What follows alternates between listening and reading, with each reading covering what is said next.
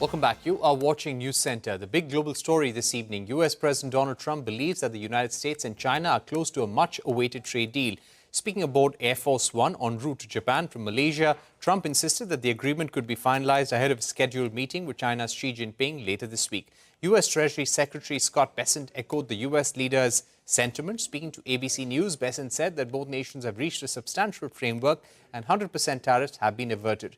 The US president is on a three-country Asia tour. The White House said that he signed trade-related deals with 4 Southeast Asian countries in the first leg of his tour in Kuala Lumpur at a summit of the ASEAN nations. Under the trade deals with Malaysia and Cambodia, the countries will cut tariffs on a variety of US exports. The deals also facilitate US access to critical minerals. The nations will in turn receive certain exemptions from Trump's so-called reciprocal tariffs. Meanwhile, Thailand and Vietnam agreed to frameworks for trade deals. Both nations agreed to cut tariffs on nearly all US goods and reduce regulations on American companies. In return, US has agreed to identify goods it would exempt from its tariffs on these countries.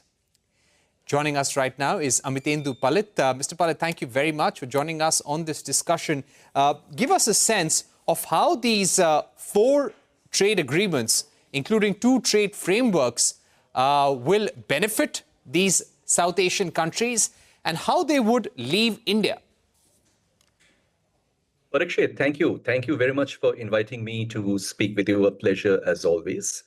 I think the feature that comes out of these 4 trade deals is something that we've seen with respect to all trade deals that the US has signed. These are vague, opaque, and really doesn't reveal much about what exactly are the commitments that US has got into with these countries. So in terms of the more specific ones that are available with us, which are respect to Malaysia and Cambodia, we see them broadly ending with similar levels of reciprocal tariffs. There are a couple of commitments that are interesting in both the deals. One of them is that both have committed not to go ahead and impose digital sales taxes, which are an important point as far as US tech companies and their businesses in these countries are concerned. Both have also committed not to take measures on exports of critical materials in a way which is inconsistent with those of the policies and rules that the United States announces. And there is something similar, which we are expecting to see in the critical minerals agreement that the US is having with Thailand and what it produces with Vietnam. So at the end of the day, Parikshit, I have 2 thoughts on this. First is, I think that these are largely symbolic as far as the US is concerned. With respect to Southeast Asia, it brings a sense of relief because Southeast Asia was really most of the economies with whom these deals have come. They are indeed dependent upon the American market very significantly in terms of their exports. So that is a vulnerability. Mr. Palit has used that. Yeah, Mr. Palit, do you feel that India has to take a cue from some of these trade agreements that have been signed? And possibly if we look at an average tariff rate, it may not be 15%, it may be something in the range of 19 and 20% that we may finally get? I'm sure we can get somewhere there, Parikshit, but there is a point which I would like to raise here. There is a very, very strong possibility that this reciprocal tariffs might get thrown out of the window by the US Supreme Court in another 5 to 6 weeks' time, because a final judgment is expected on that.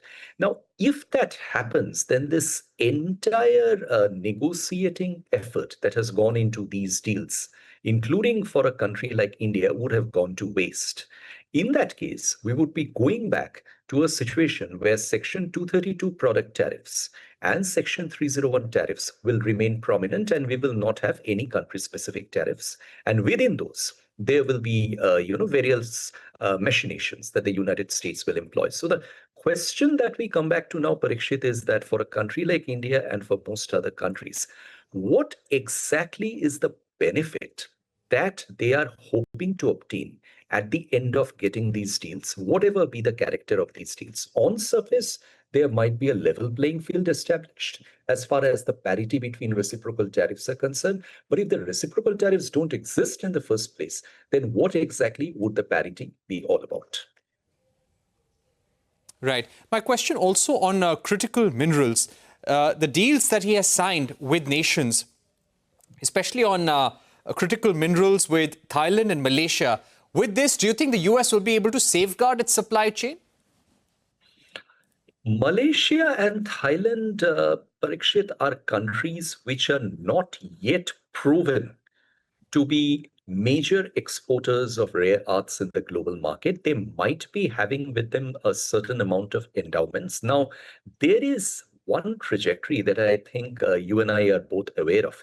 There is a race in the world, particularly among developing countries, to make it prominent to the United States that they hold rare earths. And as a result of their holding rare earths, they are very valuable, and the US should cut deals with them.